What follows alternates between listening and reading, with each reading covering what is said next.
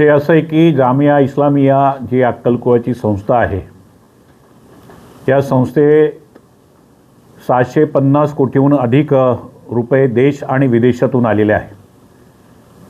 शिक्षणाच्या नावाखाली आलेला हा पैसा खरं तर देशविघातक कार्यासाठी वापरला गेल्याचा माझा या ठिकाणी स्पष्ट आरोप आहे. काश्मीरमधील फुटीरवादी आणि देशद्रोही शक्तींना बळ देणाऱ्या एका संस्थेला, जी आपल्या भारत सरकारनं या संस्थेवर बंदी घातलेली आहे, अशा संस्थेला देखील जामियाकडनं या ठिकाणी फंडिंग करण्यात आलेलं आहे.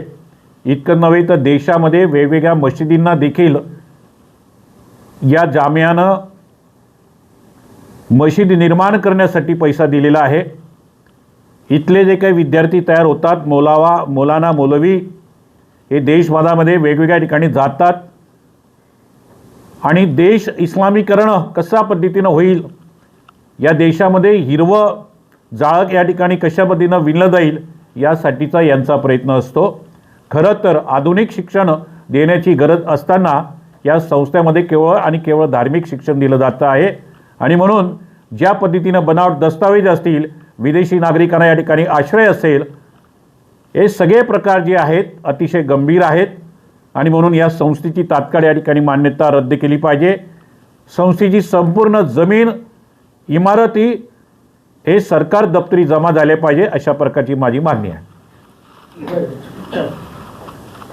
हो गया.